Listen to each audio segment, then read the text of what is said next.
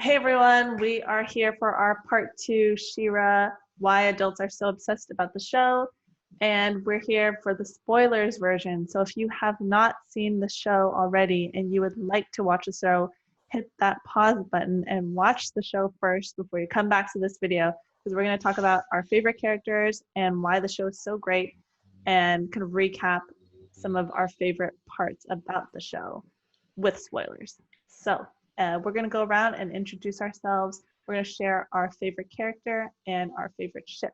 So I'm Irene, and my favorite character is Mara, and my favorite ship is Adora and Perfuma. And so for those who don't know, a ship is kind of like the relationship that you would really like to see happen, or you imagine it to be happening or whatnot. And Adora and Perfuma are my favorites, and my favorite character is Mara. So Amy, you're next.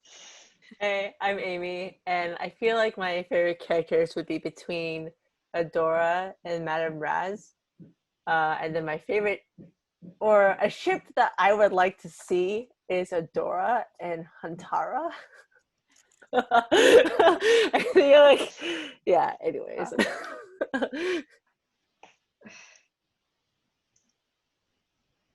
Risha, you're next. Okay, I'm Risha, they, them pronouns. My favorite character is Mermista, and my favorite ship is Catradora. Always here for that. My name is Lady Suki. I use she, her pronouns. I have a few favorite characters, Scorpio, Bo, and Mermista. And also I like Perfuma too. And my favorite ship is Perfuma and Scorpio. I always thought they were cute in the show. Awesome. Okay, so in our part one video, we kind of talked at a very high level about why the show is great and why we really enjoy it. But in part two, we can actually talk about the specific characters and kind of details about the storyline that we just couldn't share in the first one. So just to kind of start off, like Catra and Adora, they're kind of the main characters of the show, and like, what do you really enjoy about them and their relationship? Oh my god, I have so many thoughts.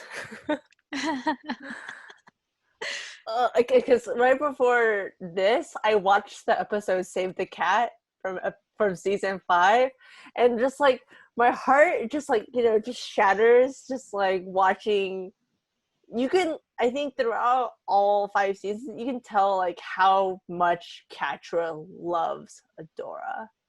It's just like, but she just kind of puts it off and doesn't really put any serious words to it or anything, but like her actions and what she does, the many times that she saved Dora, and I guess also almost killing her, but that was like always out of anger. It was just like out of emotions. But then throughout season 5, you just see how much, like, I feel like Catra is finally given a space where she can generally show how much she loves Adora, and it just comes out so pure, and I'm just like sobbing inside. Yeah. It was cathartic. I can't say it. Cathartic? Yes. Because it's just like, God, finally, we waited so long for you to actually say it. Because she's just like, I don't care about Adora. I don't. I'm like, like, none of your schemes don't involve her in any shape or form. Okay. Like, it always has to involve a door, right? And then when the door is actually put into a position where Catcher knows that she can't escape, it's like she like, you can see her just be like, oh, I'm not sure if we should do this. Yeah, They're both kind of reflecting and really coming to terms with what each other means to them at that time. And especially seeing Catra kind of allow herself to admit that she loves Adora, and then still kind of fighting it, like holding hands, but pulling away, being like, it's do you ever think she like pulls her hand away because she thinks that she doesn't deserve Adora's love? Because like she always thinks, I feel like Adora like thinks that, oh, Adora doesn't want me. I like, she also said it to Adora, like, I don't matter. No one wants me. and like, you know, you've hated me, everyone hates me. And then Adora was just like, I've never hated you. So like, I feel like Catcher like probably pulled away. I feel like not because, I don't know, it's like probably a mixture of like denying the feelings, but also just being like, oh, like I can't have that. I think Yeah. it's also has a lot to do with her upbringing and then what Shadow Weaver put into her head. Like nobody really loves you. Adora just puts up with you because she feels bad for you, and she internalized it like hardcore. Oh yeah. And that's how she feels like Adora sees her, even though Adora's telling her, I don't see you that way. I don't see you that way. Why don't you believe me? I don't see you that way.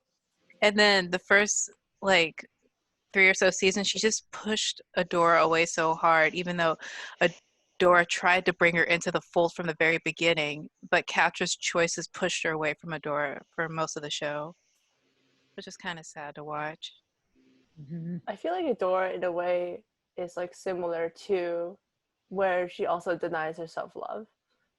Oh yeah, Like even though I think when she tried to like reach out to Catra and things like that, but like with her always constantly self-sacrificing, I feel like she never even gave herself the space to love Catra the way she wanted to. And I feel like in some ways it's almost more self-destructive because it's so benign. Yeah. Yeah, I never saw it that way. It's actually a good way to put it, that they're both like mirrors of each other. Yeah. I think Catcher is just a lot more obvious because she's so loud about it and it affects so many other people. Like it's hers is like an area blast of destruction, whereas like versus Adora is just super internalized, and she almost basically not committed suicide, but she almost, you know, she on so many times like nearly killed herself so that she could save everyone without any regards to what she wanted, which is living with her friends and, you know, kissing Catra. I think that's why I think Bo and Glimmer are such good friends for her, because they're always like, what are you doing? This is not helping you or anybody else by just offing yourself through what you're doing right now. But I don't think, well, that I think there's this thing that I was like reading recently where it's like they, like someone pointed out, it's like, have you ever noticed how everyone, when they see Adora, is that they call her Shira and never by her actual name, and Catra is always the one, no matter what form she's in, she always calls her Adora, I think. Aww. So like I think Bo, like, even Save the Cat, like, you know, when they saw like Adora as Shira, they're like, oh, Shira's back, you know, but it's not actually acknowledging that it was Adora all along. Yeah. Also, Adora tying in so much of her identity and purpose with Shira and looking at that journey was hard. I mean, it's like you're rooting for Adora, and then you see her find all of this purpose with being Shira, and then having that taken away and watching her struggle with, well, what do I do now? What can I do now? Am I enough without these powers? And like, what's my destiny now? But then also on the converse side, when she's back as Shira, like talking to Mara, and Mara being like, you're more than what you could give to other people. What do you want? What is your destiny? And also like Catra being like, Adora, what do you want? And Adora never giving herself space to acknowledge what she wants at all. That was tough to watch. It was almost like she was denying it too, right? She like constantly was trying to console Catra, but at the same time it was almost like she was consoling herself, like, it's fine, like I got this, like I will be the failsafe, I will save the world, I will take that risk and save Etheria. But it was almost like she was struggling so hard with what she actually wanted. Like it wasn't, I don't know, I don't think for me, like, to see her, it didn't even seem like it was a choice. Yeah. Like, I think that's why Catra got so frustrated with her a lot of the time. Like, why do you always do that? It's like it hurts me. I think that was her kind of like, it hurts me to watch you do this to yourself, and I'm tired of it. Yeah. Yeah, also throughout all the times that Catra was trying to kill them, right? Like constantly seeing Adora just sacrificing herself all the time. I mean, that's also like Adora too, right? She just throws herself into the fray. She doesn't think about it. She just throws her body, which is why she's like the golden retriever, right? Where she's like, "Love me." Yeah, I think they have such a great relationship and they both grow so much in the story. Like I feel like Adora is like the person who realizes like their upbringing is wrong and like starts to question a lot of these things and like decides to try to help Catra see the other side too. And then Catra's somebody who's just like so focused on their own thoughts like that they can't even see anyone else's thing because they have all this internal turmoil, like having grown up basically they're like child soldiers and it's like, it's scary and it's a sad and unfortunate thing. But she has just been through so much abuse in her life that it's very hard for her to see like even her own best friend trying to help her versus like I think Adora's had a better upbringing even though they grew up in kind of the same place. She was kind of seen as like the star student or whatever or the star soldier, and she's able to like have a much better confidence in herself and like figuring out, oh, once I've realized like, oh, all these things that this evil regime has taught me is wrong, she has a better chance like rationalizing that to herself and also with the support of her friends like Bo and Glimmer. And I think she kind of has like a really good growth and like Katja does not really experience the same growth and kind of gets progressively worse through the next few seasons, and then at the end she kind of has like a redemption that's really good. And then like if you've seen Game of Thrones and you think it's an annoying show, like in Game of Thrones like there's a lot of like potential redemption that just doesn't work out and it's like, oh well, that's kind of disappointing. But like Shira I really enjoy because like the characters grow so much between like when you first see them in season 1 and when they finish in season 5. Like they've both grown so much as people and like are so much more self-aware and so much more aware of like their own insecurities and whatnot. Yeah. But So then it's interesting to see like Catra and Adora to see like how different kind of environments affected them, right? Because like when Shadow Weaver was like raising Adora, she was like, "Oh, you're the chosen one. You're a powerful being. You're gonna." It was almost like she was already instilling that self-sacrifice identity in Adora from like day one. mhm. And whereas like for Catra, what Shadow Weaver instilled in her was just like, you're worthless and you're never going to amount to anything. And but then when Adora switched over to like Bright Moon and was getting that that reassurance and stability and finding like, yeah, you're still the chosen one, but hey, this is what healthy relationships looks like, which is something I think Adora was already naturally inclined to. But then with Catra growing up with not a very healthy environment and a lot of manipulation and people kind of just like looking out for themselves and things like that, right? It didn't help her get out of what was already a pretty traumatized mindset. Yeah, because she free fell a lot throughout the series. It's like when Adora left, it seemed like it broke her inside, and she was just like lashing out for a few seasons. And then it got to a point where she actually succeeded in what she wanted to accomplish, but it never felt like it was enough. It always felt empty. Do you guys remember season 2 when they captured, was it season 2 or season 3, one of them, but like when Catra captured Adora with the sword and they had that party on Mars ship or something, and then Catra learned from like, because Adora knew about all these things like the portal and blah blah blah, and she's like, how did you know? It's because Shadow Weaver told me. She's like, oh, what? I don't understand, how do you know that Shadow Weaver what? And she's like Catra, Shadow Weaver came to Bright Moon. How did you not know this? And then they actually have the audio and everything had simulated Catra disassociating. She was having a super traumatic or like sense of like betrayal. Like everything was getting fuzzy. She couldn't hear. Everything was really distorted, and that was like really in a way beautiful because they were trying to give the audience the experience of like, this is how deep her trauma goes. Just learning that someone that manipulated her and like loved her and, you know, portrayed her in such a way, or that she couldn't actually function, and she just had all this rage.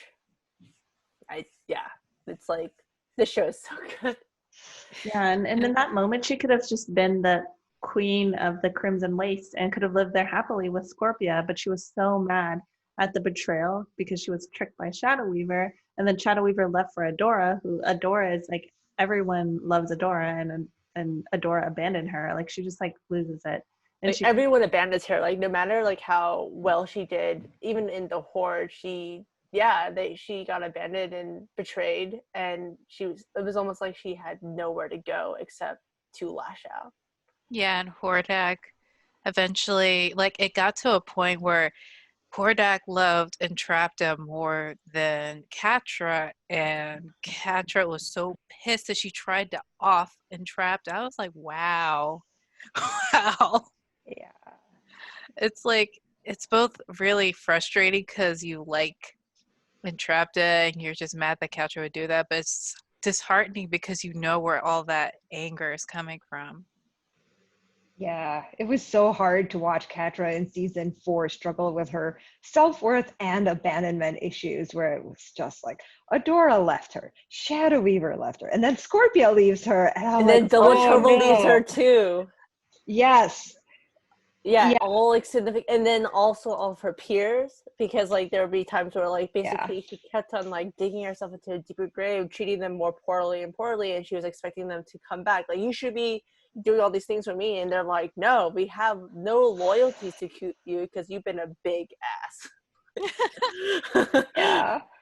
And also seeing her try to find worth in all of these people. Like, she looks for it here, she looks for it there. Especially You're in like, no, Hordak, right? Catra. Yeah. Like, and I think not so. I think Shadow Weaver was a little bit like, it wasn't as strong, but like at the end, we all realized like how much Shadow Weaver meant to her. But especially Hordak, it was very clear that she was constantly trying to earn Hordak's trust.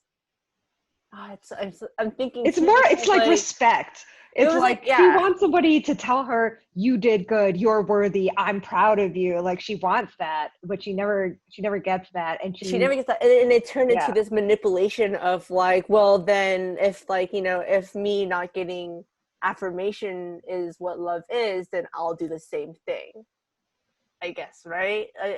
I'm yeah, because wasn't there a part where like Catra was using the Shadow Weaver, like she'd always be like, oh, Hordak trusts me more than you, and then Shadow Weaver's like, I don't know about that, like, you're fooling yourself.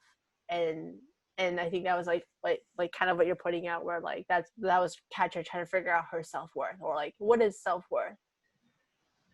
Yeah, and Scorpia tried to help her with that by being a good friend, but it's like it wasn't enough. She needed her like parental figures to give it to her. I And don't that's even what think that Catra even knew that was what love was.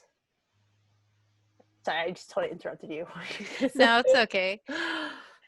It's kind of sad because when I really think about it, like, it kind of hits home a little bit, like the person, the authority figure that you look up to the most, you want them to give you that validation and they'll never give it to you. And that's a rough life lesson to learn, that you have to give it to yourself. And that's the hardest thing to do, honestly. Yeah, for Yeah. sure. And another thing that I really enjoyed is like after she gets abandoned by a lot of people, Double Trouble is part of the story of people abandoning her and making her feeling really sad. And I really enjoyed the way they depicted Double Trouble. And we touched on it a little bit in our non-spoiler chat, but like in our spoiler chat, we can actually talk a little bit more about it. And I really enjoyed that they had a gender, like non-binary character who's kind of like gender queer in a way. And like, I thought it was really amazing that their pronouns were they/them, and there was not even, it was a thing. Like, everyone just automatically knew to use like the proper pronouns, and it was never even questioned. And I thought that was such a great learning and teaching moment for people. Yeah, it just came out so naturally, and it was like really beautiful. It's like, oh, that's what it's like. It's not a big deal. You just, you just do it all the time. For those who prefer those pronouns. What I found interesting about Double Trouble is how he kind of integrates himself between both sides. Like he was helping Katra only to make her realize like aspects of herself that she wasn't willing to acknowledge. And then go back to Adora to kind of help, because I guess to expedite things or make things more interesting. Like I don't know. I found him pretty interesting. It's kind of Wait, sad which he character? got like Double Trouble. Oh, Honestly, they. Okay. I'm sorry. I'm No, sorry. Oh my god, I'm sorry. It's like, who's he? Oh my god, I messed up really bad. I'm sorry, you guys. No worries. Yeah, but it is really interesting how Double Trouble, how they went back and forth between the two sides, right? They were really tricky. When they were Flutterina, I was like so annoyed at them. I was like, they are so annoying. Yeah, Oh as my Flutterina was so annoying.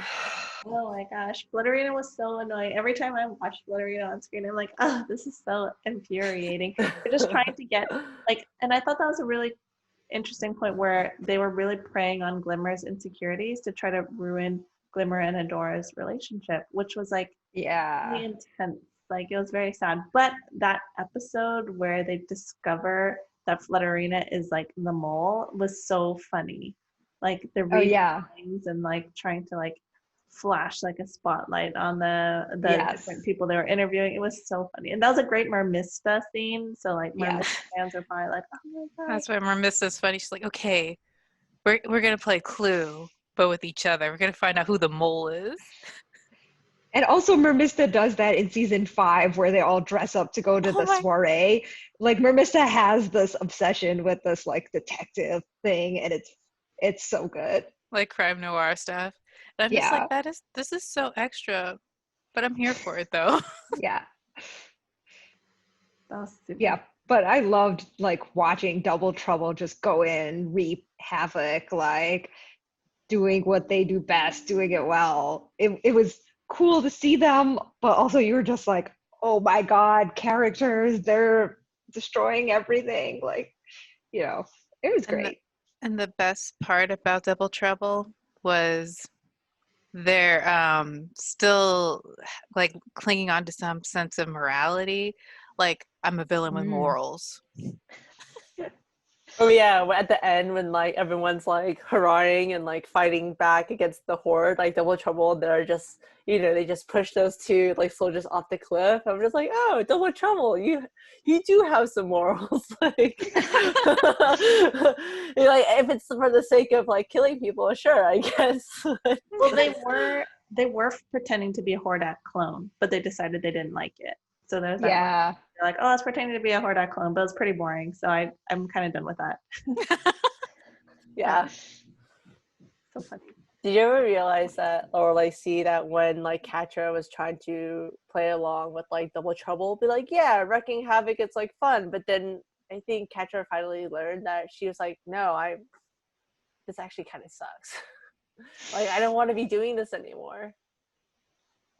I don't know if that, like, have you read that in like any kind of way when she like I think won that huge battle of what was it called? It was Mermista's like kingdom, but she was just like, that wasn't great. Selenius. Yeah, Selenius. Yeah. I thought that was like really interesting because like she was just really alone, and I think that was like when she started to really go downhill and lose her sanity. Because Scorpio had already left at that point, and she was just kind of feeling. She didn't know yet, though, right? She was like, "Hey, Scorpio, come meet me here," and then she was like trying to find Scorpio once she realized that Scorpio had left. Mm-hmm. Yeah, I think because they had a fight, and Scorpio's like deuces, and then like left. Oh, that was when she was just like, oh, like to rip apart Emily, right, to get the recordings. Yeah, she's like, you're a bad friend. I was just like, Yeah, Scorpio, standing up for Yeah, yourself. that was so good to watch. Yeah, it was good to was. watch. And then Kat just like, whatever. And I'm like, Katra, come on. Yeah. And she kept bringing up multiple times, like, bro, Entrapta was our friend. How could you do that? Yeah. And then and then the Catra's just like, I don't care. Just forget her. It was so for me, I think it was like really sad, but really relieving when like Katra was like frantically looking for Scorpia, and then when she made it was such a cool like shot where like you just see a close up of Katra like, yeah, everything's fine, like, and then like it just zooms out and you just see everything just shattered and broken, and just like how on the outside she's like fine, but on the inside she's just completely like demoralized and things like that, and just broken. Or just, yeah, that was like a relief to me, because I was just like, oh, okay, she's not a psychopath. Like she has feelings. Yeah, she has a conscience. I think the only psychopath in the show was like Prime Hordak. Yeah. He had like a major messiah complex. I will save the universe by making it just like me. Or destroying it. He is like very very Thanos, just very just like, oh, there will be peace by having nothing. Like, wait, what? Like no one will exist, like, you know, and that is peace, and that is like bring you to the light. And I'm just like, no. Reminds me of Seymour Final Fantasy X too. Like, your idea of a utopia is bad. Really bad. Yeah. Is there even such a thing as a utopia, right? There's no such thing as a utopia. Yeah. Oh man. Yeah. One And- thing Sorry, go for it. Sorry. one thing that I really enjoyed was Scorpia's growth. So Scorpia kind of comes from a difficult background where Scorpia is a princess, but she never really felt accepted because she was weird or different. And she's like a really buff and giant princess too, and like has claws for an arm. She's like half scorpion, half human, you know, so like she probably does have some like anxieties around like her body or whatnot, and being, you know, fitting in with the other princesses, which she thought she wasn't going to, but then she realized she does when she decides to actually seek their help. And I really enjoyed Scorpia's growth, like as a person. She was like evil before, but she wasn't really trying to be evil. She just happened to be there. She That's was way like, to put it. some Yeah. paperwork to do that has to do with massacring people. Okay, let's Like do this. accidentally evil. I'm just like, well, I guess I'm here. I guess some evil. Yeah. Yes.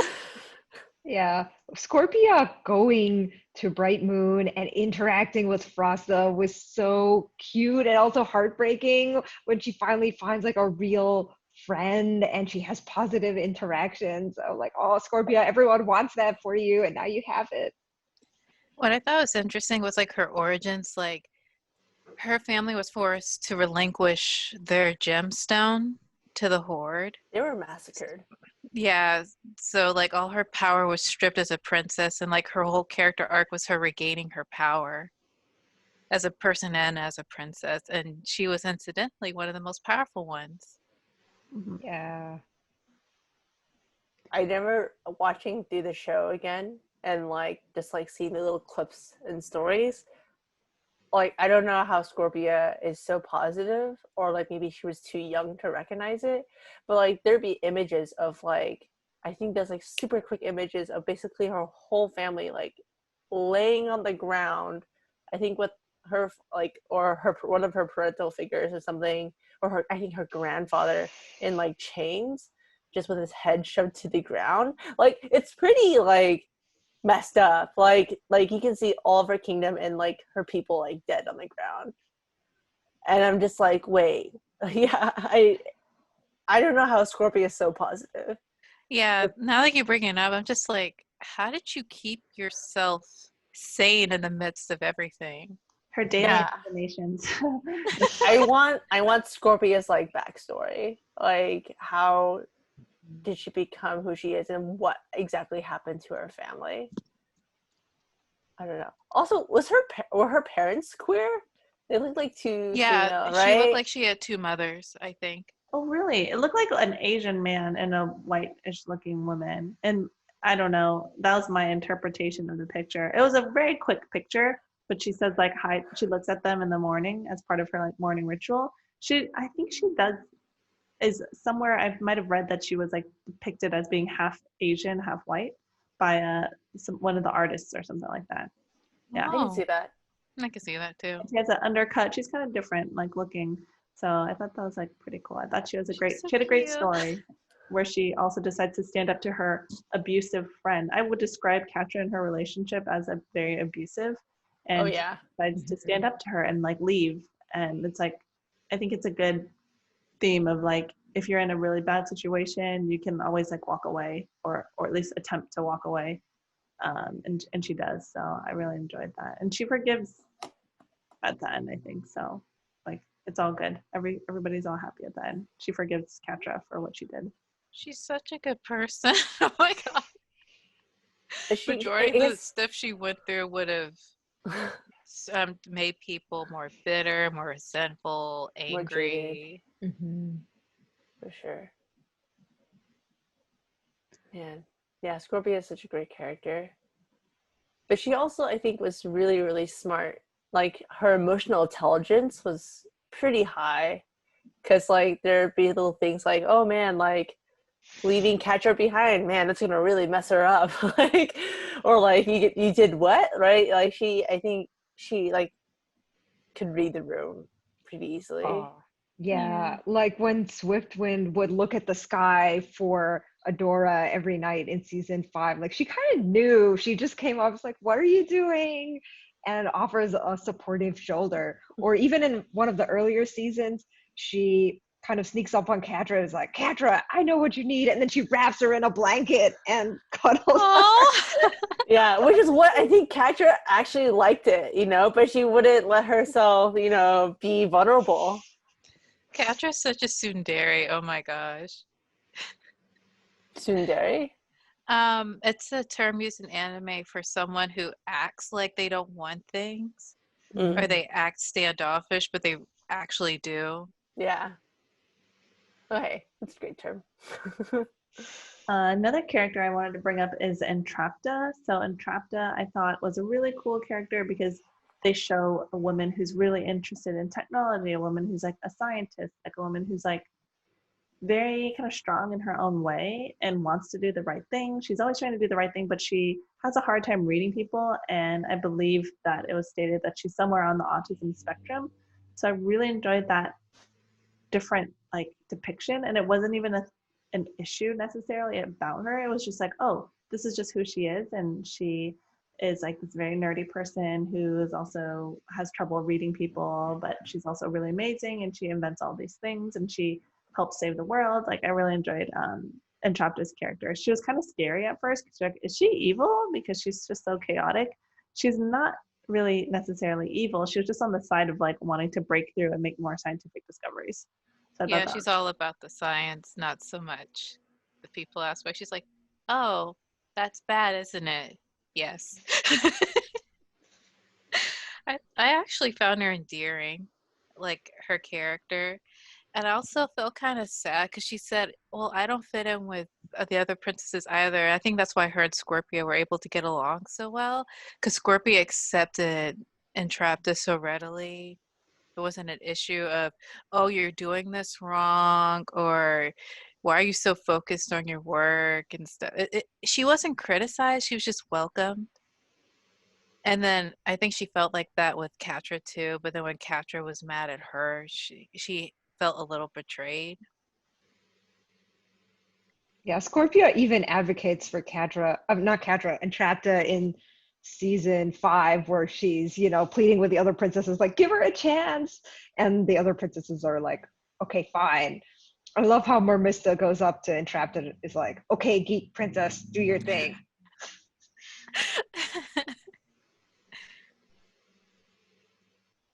Yeah, I really enjoyed Entrapta's character. She's kind of crazy, but she's great and she's like a good person. She's trying to do the right things, but she just has a hard time figuring out like what is the right thing. And a big part of her helping Hordak, you know, create this giant portal that's going to absorb the world is that she thought that her friends abandoned her. And she's kind of manipulated by Katra into thinking like, oh, they abandoned me. And she's like, oh, huh, that's strange. Like, why would they do that? And then when she decides that the portal is going to destroy everything and everybody's going to die, she actually decides to stop it. She's like, actually, no, I don't want that. I don't want everybody to die. So she does make an attempt to like prevent mass destruction of the world. I think it's funny that like 3 of the most villainous characters in the end are the ones who do a lot of the saving, like Hordak and Catra and Shadow Weaver. They do a lot of the big bad killing in the end of season 5, but they're the usual villains for the rest of the show. And you're like, oh, I didn't expect those 3 to be the ones to pull it together in the end, but here they are. Yeah, I think it was like season 3 or 4, you start seeing more about Hordak's character and how he's just like essentially a flawed clone trying to make himself look good with his authority figure, which him and Catra have in common. Yeah. But he failed in the connecting with her on that level. He's just like, no, I just want to be big and powerful and important because I'm essentially like a failure in my eyes and then Prime Hordak's eyes. And then his friendship with Entrapta pretty much redeemed his character a lot. Like he seemed like he mellowed out a lot more when she was around. And then when she was gone, he just kind of lost it. Same abandonment issues as Catra. They're so similar. It's kind of eerie. And they kind of develop a relationship, Hordak and Entrapta. It's kind of like alluded that they kind of have feelings for each other and that they're in a relationship at the end. So Yeah. it's pretty surprising. So they definitely have an age gap relationship because Hordak is very, very old. So, but he's like maybe emotionally young, and that's why they can be a good fit. And I also enjoyed how Queen Angela and Micah are like such a big age gap relationship too, because she's kind of an eternal queen being and immortal to regular aging, and she's much taller than him, and I enjoyed that. They also had an interracial relationship because he's depicted as being Asian, and she is like this immortal being, angelic being. Yeah. Angelic. Queen, from this great princess line. So it's pretty cool. I really enjoyed that. Yeah. I think Entrapta was such an interesting character because I think one of her deepest insecurities was not being around humans. Because when we first see Entrapta, she's in this castle by herself and she makes robots as her family. And like there's even like a family portrait, which is just a bunch of robots. So I feel like her, like when she's around people, it was almost like not a priority until they were like, oh, this is how I'm supposed to interact with human people and people who are my friends. And that was like also her whole growth too, into figuring out, oh, how do I treat my friends and how do I want them to be, not want them to be around me, but like, how, acknowledge that they also have needs too. And that friendship is hard. That one episode where like Bo does the whole speech about like friendship is like not easy. You have to work in it. You have to keep going.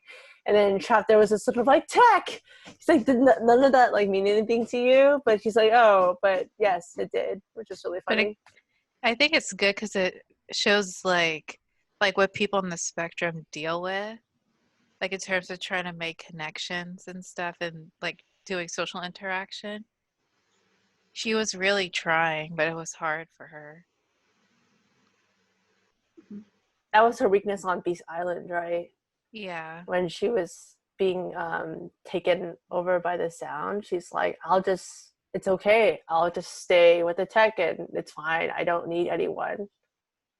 I think that was like really insightful to what her struggles were and like what she needed. And now I'm curious, how long was she in that castle by herself? Like, did her parents abandon her? Did they die? Like, what happened to her parents? Does everyone have abandonment issues? I need to know. Because it's just like, wait, what is going on? Oh, it's too real. One other character that I wanted to highlight, Huntara, I thought was a really great character who, similar to Adora, was raised or like somehow abducted or something by the Horde and was part of the Horde and then decided to become kind of her own person and set off on her own. So I think she's such a cool character because she was evil, but then she realizes, oh, She-Ra is this like amazing being and is kind of here to like change the world, and she decides to like rally herself and become part of the good cause to like fight evil. And I thought that she was like a really cool character that I wish got some more screen time. Yeah, I loved the intro to Huntara and how Adora was all over that. I mean, she was kind of falling all over herself over She had like the Huntara's googly muscles. eyes. She's like, Yes! oh. She's like, like, ooh, oh, the muscles. I'm just like, you're shiny with all your muscles and stuff. Yep. Yeah, Huntara was super badass. She was just like tasting like, oh, they went this way. And you're just like, what the? She's like tasting that the door is like putting in the sand and just like, bleh. So it was, yeah. Adora's insecurity there. Adora's like, I can do this too. No. And I enjoyed that Huntara had a queer moment where she was flirting with like a bartender and then they just interrupted her and annoyed her.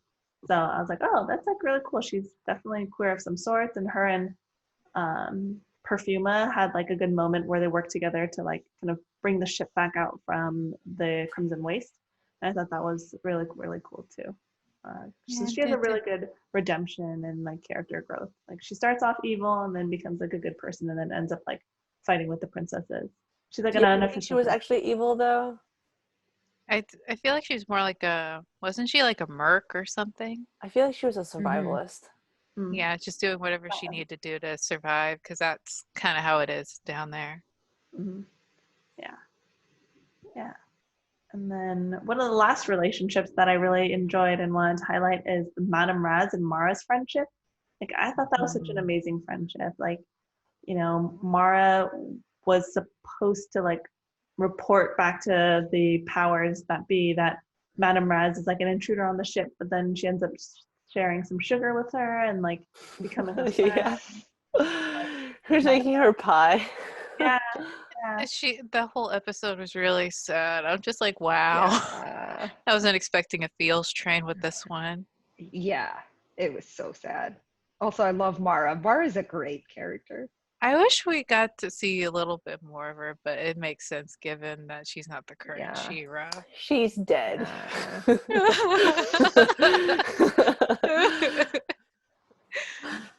Yeah, I really enjoyed that she also, you know, enjoyed Madame Razz and allowed Madame Razz to like teach her about like magic and that the planet is like sacred and not just like something to like take, you know, steal all the magic from the planet and create this giant weapon. So I thought that was a really great friendship that they had. And it's nice. It was like a age gap friendship too. So like they're intergenerational friendship. So I thought that was really nice and sweet. And same with Light Hope. Like Light Hope was kind of crazy and evil, but she did realize that Mara appreciated her and treated her as a friend. And I thought that was a very sweet and touching moment too. Yeah. And Light Hope had a redemption. I feel like I didn't see until like my second watch through where she actually thanked Adora, right, for like destroying the sword. She's like, do it.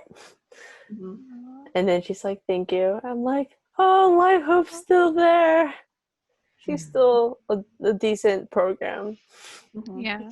One redemption arc I thought was interesting was Shadow Weaver, because she was always seen as this manipulative entity throughout most of the series. And then she still wanted to watch Adora, but where the good guys were, she was trying to manipulate Glimmer. And then at some point she realized she messed up with Glimmer. And I was like, that's interesting. Wait, she realized she messed up with Glimmer? Because, how to put it, it feels like she was trying to manipulate Glimmer, but then I think she realized Glimmer went too far. Like in a way When did she realize that? I think when she was trying. Now that I think about it, maybe I'm wrong. I don't know. I don't know. I'm just like, no, like that would be really cool if she did. Like, Or maybe she just was trying to manipulate Glimmer because she feel like she failed with Micah. Was she like trying to like redeem herself Through with Glimmer? Yeah. and trying to be like my queen and things like that. But yeah, I feel like there wasn't enough development, or like at least we didn't see a lot of that, her interaction with Glimmer. I wish they did more about the Shadow Weaver storyline too. I thought it was really surprising because in the beginning it didn't seem like she was really evil when she was Light Spinner. She was evil. She wanted to do this like forbidden spell or whatnot. But then because he was hesitant and broke away from it, that kind of caused the whole thing to mess up. So who knows if it had worked out, if things would have been different. But I thought that I really enjoyed seeing her backstory as Light Spinner, and I would have wanted to see a little bit more of Shadow Weaver. I did feel sad when Shadow Weaver sacrificed herself to And we save. finally get to see her face. Oh I yeah, was like, yeah, whoa. yeah. She got disfigured in the explosion when she was doing her evil spells.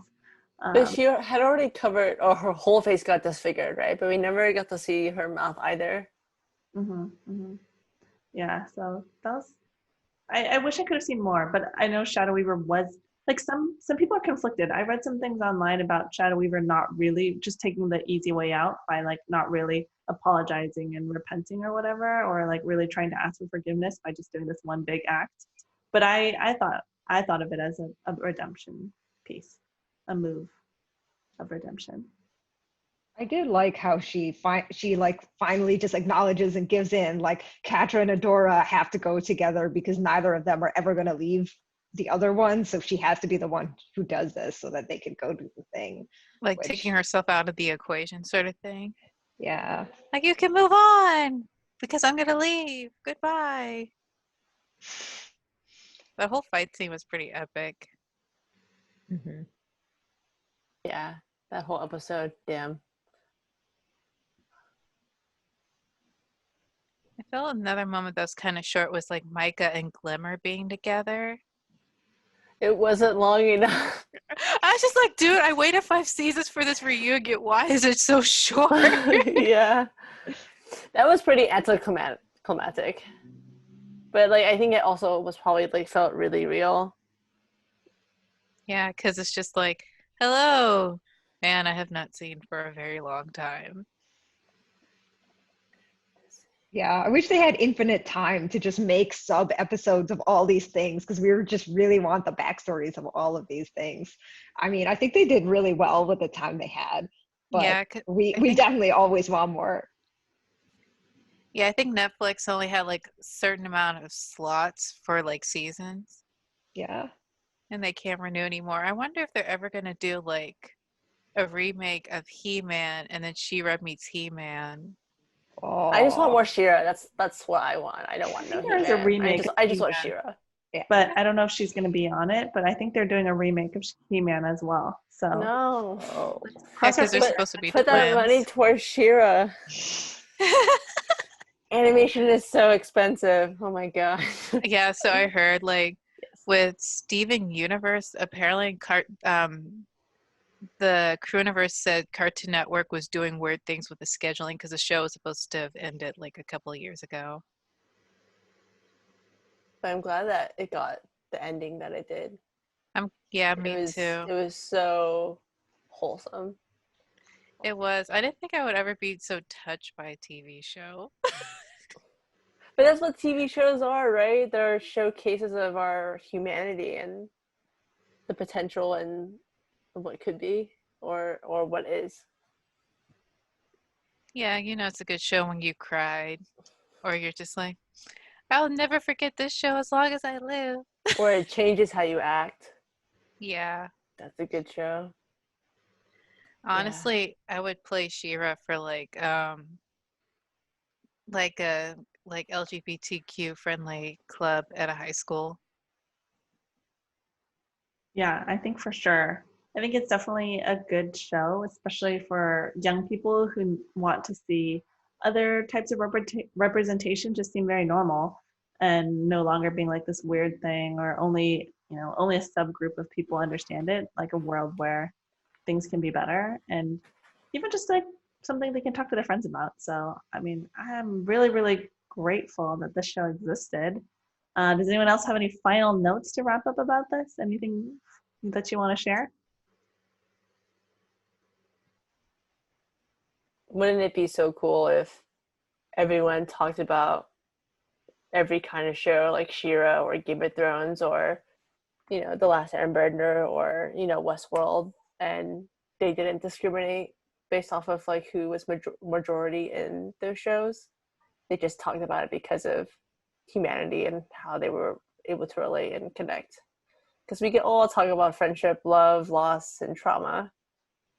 I think that's pretty universal. So yeah, I think it's a great point, Irene. I think, yeah, why can't we just talk about all these shows? And normalize like diversity, not like, oh, we want to, seem cool, slap a token person in there and that's representation. Yeah. Like, no, the whole board, everybody. Yeah. This show is such a gift. I'm so grateful for it. It's great. Yeah. It was an awesome show. So definitely recommend people check it out if they haven't already, and watch She-Ra and the Princesses of Power. It's on Netflix.